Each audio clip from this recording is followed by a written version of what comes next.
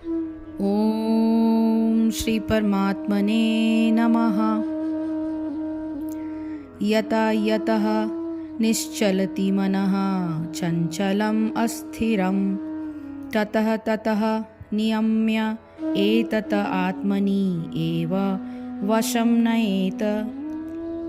यत यत यानी जहाँ जहाँ भी, निश्चलति यानी विचलित होता है, मन यानी मन, चंचलम चलायमान, अस्थिरम अस्थिर, तत तत यानी वहाँ वहाँ से, नियम्य वश में करके, एतत इस, आत्मनि अपने, एव निश्चय ही, वशम यानी वश में, नयेत यानी ले आए। मन अपनी चंचलता तथा अस्थिरता के कारण जहाँ कहीं भी विचरण करता हो, मनुष्य को चाहिए कि उसे वहां से खींचे और अपने वश में लाए। मन स्वभाव से चंचल और अस्थिर होता है, किंतु स्वरूप सिद्ध योगी को मन को वश में लाना होता है। उस पर मन का अधिकार नहीं होना चाहिए। जो मन को तथा इंद्रियों को वश में रखता है वह गोस्वामी या स्वामी कहलाता है, और जो मन के वशीभूत होता है वह गोदास अर्थात इंद्रियों का सेवक कहलाता है। गोस्वामी इंद्रिय सुख के मानक से भिज्ञ होता है। दिव्य इंद्रिय सुख वो है जिसमें इंद्रियां ऋषिकेश अर्थात इंद्रियों के स्वामी भगवान श्री कृष्ण की सेवा में लगी रहती है। शुद्ध इंद्रियों के द्वारा कृष्ण की सेवा ही कृष्ण चेतना या कृष्ण भावना भावित कहलाती है।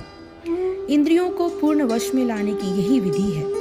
इससे भी बढ़कर बात यह है कि यह योगाभ्यास की परम सिद्धि भी है।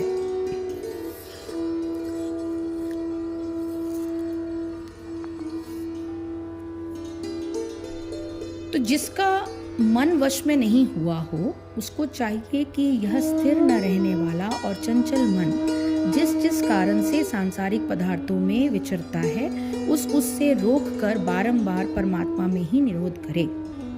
सावधानी ही साधना होती है। ये बात स्वीकार की गई है कि साधन का अभ्यास करते हुए प्रारंभ में मन बार बार उन विषयों की ओर चला जाएगा कि जिनमें रमण करने का उसका स्वभाव बन चुका है। इस श्लोक में भगवान बताते हैं कि जब जब ऐसा हो तब तक उन्हें तुरंत विषयों की ओर से मुड़कर बुद्धि द्वारा भगवान में लगाने का प्रयत्न करना चाहिए। यही अभ्यास योग कहलाता है। अनुभवी साधकों ने बताया है कि कुछ समय तक ऐसा अभ्यास करने से मन वश में अवश्य हो जाता है। सच पूछा जाए तो साधना का अर्थ ही है मन को साध लेना। सावधानी से जागरूक होकर इस प्रयत्न में लगे रहने से साधना सफल हो जाती है। इस प्रकार अभेद भाव से मन को परमात्मा में स्थिर करने से योगी को क्या स्थिति प्राप्त होती है, ये बताते हुए भगवान अगले श्लोक का वर्णन करेंगे।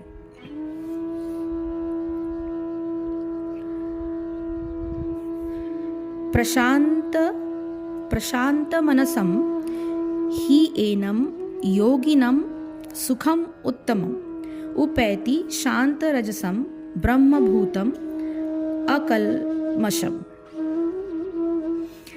प्रशांत यानी कृष्ण के चरण कमलों में स्थित, शांत यानी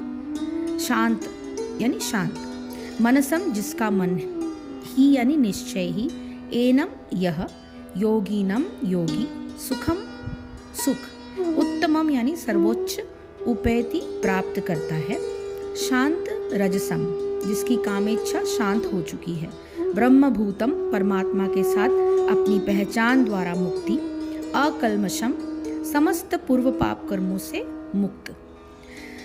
जिस योगी का मन मुझ में स्थिर रहता है वह निश्चय ही दिव्य सुख की सर्वोच्च सिद्धि प्राप्त करता है। वह रजोगुण से परे हो जाता है। वो परमात्मा के साथ अपनी गुणात्मक एकता को समझता है और इस प्रकार अपने समस्त विगत कर्मों के फल से निवृत्त हो जाता है। इसका तात्पर्य ये है कि ब्रह्मभूत वह अवस्था है जिसमें भौतिक कल्मश से मुक्त होकर भगवान की दिव्य सेवा में स्थिर हुआ जाता है। जब तक मनुष्य का मन भगवान के चरण कमलों में स्थिर नहीं हो जाता तब तक कोई ब्रह्म रूप में नहीं रह सकता। स वै मनः कृष्ण पदारविंदयो, भगवान की दिव्य प्रेमा भक्ति में निरंतर प्रवृत्त रहना या कृष्ण भावनामृत में रहना वस्तुतः रजोगुण तथा भौतिक कल्मश से मुक्त होना है।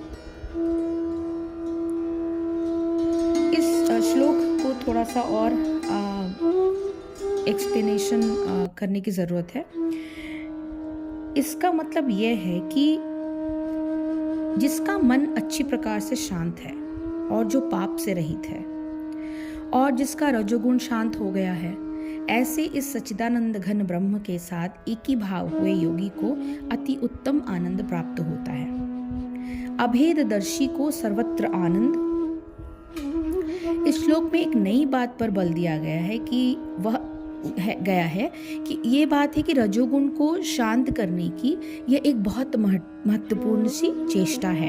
साधारण अवस्था में जब मन विषयों के ध्यान से और उनसे उत्पन्न हुई इच्छाओं से भरा रहता है तो उन विषयों को प्राप्त करने के लिए मन चंचल हो जाता है और अपने अधीनस्थ इंद्रियों को तरह तरह की चेष्टाओं में संलग्न कर देता है। जैसा कि तीसरे अध्याय के कई श्लोकों में और स्पेशली 37 श्लोक में हमने एक्सप्लेन किया था कि कामनाओं को पाने के लिए चेष्टा करना रजोगुण के कारण ही होते हैं। इसलिए इन श्लोकों में रजोगुण के शांत हो जाने पर बहुत बल दिया गया है कि जब तक मन में रजोगुण शेष है तब तक विषयों का चिंतन और उसको पाने की चेष्टा होती रहेगी। परमात्मा में स्थित होने की कल्पना करना भी ऐसी दशा में असंभव है। रजोगुण के शांत हो जाते ही मन में आनंद की एक अद्भुत लहर उत्पन्न होती है। इस प्रकार मन को परमात्मा में लगाने वाला योगी किस स्थान पर स्थित रहता है, ये बताते हुए भगवान आगे के श्लोकों का वर्णन करेंगे। हरिओम तत्सत, हरिओम तत्सत, हरिओम तत्सत। जय श्री कृष्णा, जय गुरुदेव।